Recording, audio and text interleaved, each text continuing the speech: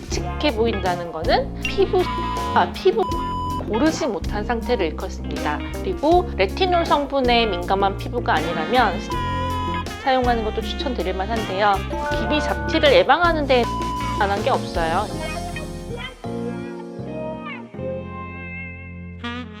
안녕하세요. 닥터 지나스 초이스의 이진아입니다. 많은 분들께서 피부과에 요즘 부쩍 칙칙해 보여요. 칙칙한 피부에서 벗어나게 해주세요 하시면서 내원하곤 하시는데요. 일단 우리 피부가 칙칙해 보이는 이유가 과연 뭘까요? 타고난 피부가 하얗지 않으면 칙칙한 피부일까요? 우리가 가수 제시처럼 태닝한 피부를 보고 칙칙해 보인다는 표현을 하진 않잖아요. 칙칙해 보인다는 거는 단순 얼굴 색이 어두운 걸 뜻하는 게 아니라 피부 색과 피부 결이 고르지 못한 상태를 일컫습니다. 오늘은 이렇게 피부를 칙칙하게 보이는 요인들에 대해 알아보도록 할게요.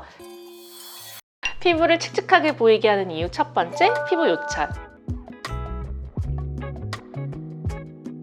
피부 요철에는 여러 가지 요소들이 존재하는데요. 여드름, 모공, 피부 잔주름, 여드름 등으로 인해서 파인 여드름 흉터, 미세하게 나 있는 편평 사마귀, 비립종 이런 것들이 그 대표적인 예입니다. 우리 피부색이라는 거는 빛이 이렇게 딱 들어와서 피부에 탁 맞고 반사가 되면서 색이 느껴지는 건데 이런 요철들로 인해 피부가 매끈하지 않다면 얼굴이 칙칙해 보여요. 쉽게 설명하자면 아무 무늬도 없는 유약칠이 매끈하게 돼서 반짝반짝 빛나는 베이지색의 도자기와 유약칠도 안 돼 있고 여기저기 막 음각도 들어가 있고 혈계 질감까지 고스란히 느껴지는 신석기 시대 빗살무늬 토기, 이렇게 두 가지를 딱 떠올리시면 될 것 같은데요. 이 두 도자기의 색톤은 비슷하다고 할지라도 당연히 유약칠이 칠해진 전자가 요철이 느껴지지 않게 매끈하기 때문에 훨씬 피부가 환해 보이고 빛나 보이겠죠. 이러한 요철들은 메이크업으로도 잘 커버가 안 되기 때문에 피부가 칙칙해 보여 고민이시라면 내 피부에 어떠한 요철들이 있는지 파악해 보시는 게 중요합니다. 주름이 있으신 분들은 보톡스를 좀 맞아주시고요.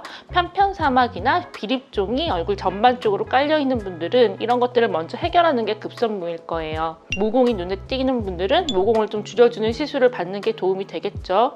올리지오 시술 받으신 분들께서 시술 일주일쯤 됐을 때 가장 먼저 하시는 말씀들이 톤이 되게 밝아졌어요, 화장이 잘 먹어요, 이런 것들인데요.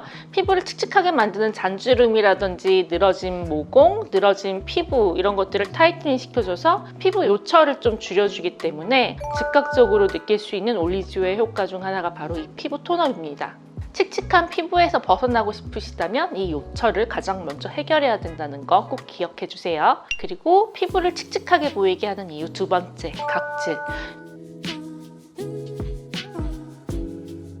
이것도 큰 범주에서는 피부 요철이라고 할 수도 있겠는데요. 거친 면이 없이 매끈한 도자기 같은 피부여야 피부 난반사가 일어나지 않아 칙칙해 보이지 않을 수 있는데 얼굴 전체에 각질이 막 일어나 있다면 당연히 이 또한 얼굴에 음영을 만들기 때문에 얼굴을 매우 칙칙하게 만들겠죠. 이런 각질을 잘 해결해주는 것 또한 칙칙한 피부에서 벗어나는 아주 중요한 포인트인데요. 가정에서 저자극 스크럽젤을 사용해서 각질을 주기적으로 제거해 주시는 것도 방법입니다. 각질이 아주 심한 경우엔 병원에 내원하셔서 아쿠아필이나 필링젤을 사용한 필링을 받아주시는 것도 방법이고요.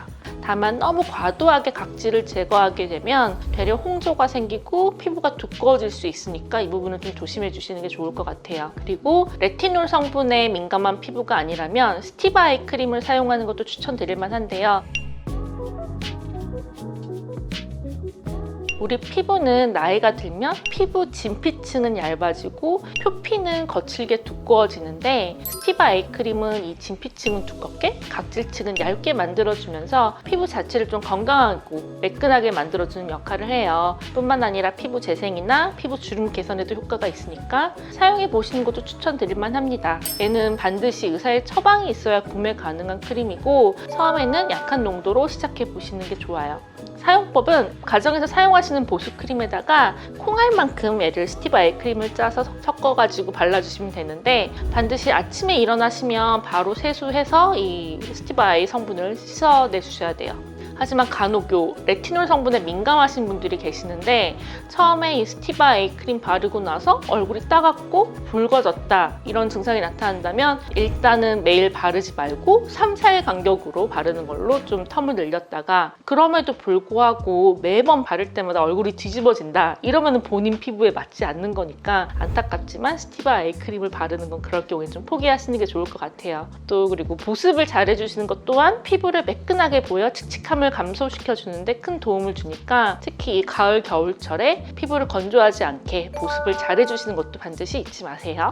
피부를 칙칙하게 보이는 이유 세 번째, 피부 색소. 색소가 군데군데 얼룩덜룩하게 얼굴에 깔려 있으면 당연히 피부가 칙칙해 보이겠죠. 여기에는 뭐 기미, 잡티, 홍조, 혈관악장증 이런 것들이 포함되는데요. 이미 발생한 이런 잡티들은 결국 병원의 도움을 받을 수 없기 때문에 예방이 가장 중요하겠죠. 기미, 잡티를 예방하는 데에는 선크림만한 게 없어요. 예전에도 말씀드린 것 같은데 전 정말 얼굴이 되게 잘 타는 타입이어서 고등학교 때부터 선크림 안 바르고는 집 앞 슈퍼마켓도 잘 안 나갔거든요. 그래서 그런지 아주 다행히 지금까지 얼굴에 뭐 큰 잡티나 잔주름도 솔직히 그렇게 많은 편은 아닌 것 같아요. 때문에 선크림 반드시 잘 발라주시라고 다시 한번 꼭 강조 말씀드릴게요.